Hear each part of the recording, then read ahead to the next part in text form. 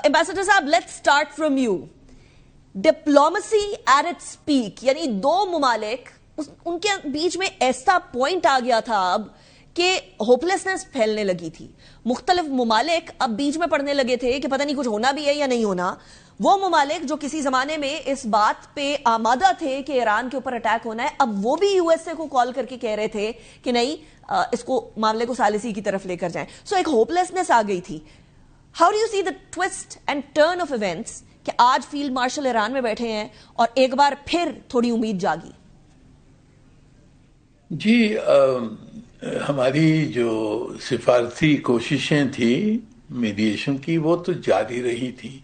Ups and down جو بھی اس جنگ میں ہوئے ہیں اور جو پوزیشنز ہیں اس میں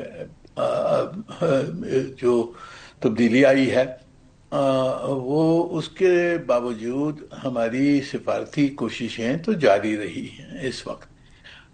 تو جب یہ نظر آیا کہ دونوں فریقین جو ہیں وہ نہیں چاہتے ہیں کہ واپس جنگ شروع ہو, ان میں ان کی یعنی کہ کوئی نہ کوئی طریقہ ڈھونڈنا تھا کہ معاہدہ ہو جائے.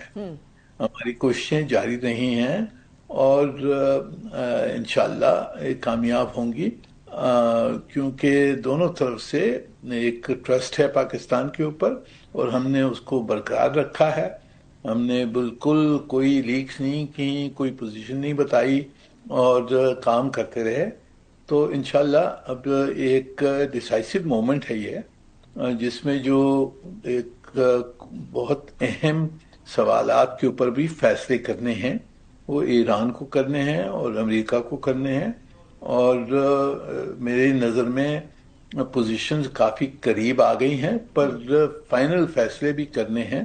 تو اسی لیے ہمارے فیلڈ مارشل صاحب شاید وہاں گئے ہیں یہ فیصلے کروانے کے لیے, اور انشاءاللہ کامیابی ہوگی اس میں. رائٹ. اچھا, یہ ایلیمنٹ آف گارنٹی ایمبیسڈر صاحب, that is very important, because جو لیک آف ٹرسٹ ہے وہ ابھی کا نہیں ہے, وہ پچھلے سال سے تھا جب ڈپلومیسی چل رہی تھی, اور ڈپلومیسی چلتے چلتے ایران کے اوپر اسرائیل نے اٹیک کر دیا اور اس کے بعد پھر یو ایس اے نے اس کو کائنڈ آف ڈیفینڈ کیا, یا آپ کہہ لیجئے کہ جسٹیفائی کرنے کی کوشش کی.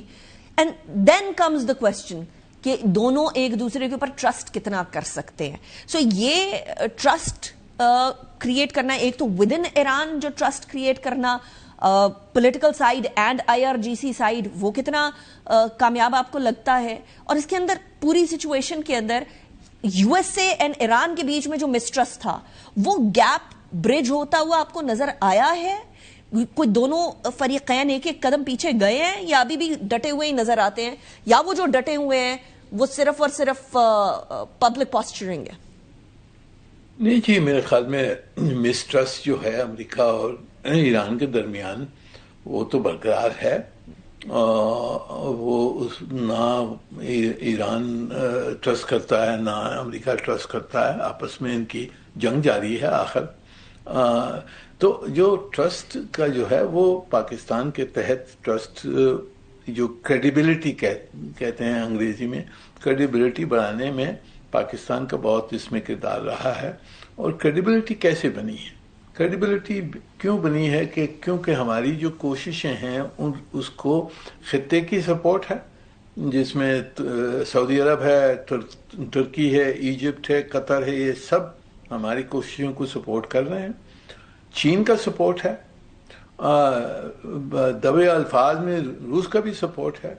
تو پوری انٹرنیشنل کمیونٹی کا یہ سپورٹ ہے پاکستان کو, اور اس کے تحت ہم نے یہ کوششیں جاری رکھی ہیں اور دونوں طرف کو قریب لے آنے کی کوشش کی ہے. تو یہ آپس میں ان کی کوئی ٹرسٹ نہیں ہے. وہ ٹرسٹ میرے خیال میں بہت ٹائم لگے گا وہ ٹرسٹ بنانے میں, پر فی الحال جنگ روکنے کے لیے, امن لے آنے کے لیے یہ پاکستان نے اپنا کردار ادا کیا ہے, پورے یعنی خطے کے سپورٹ کے ساتھ, چین کے سپورٹ کے ساتھ اور دنیا کے سپورٹ کے ساتھ.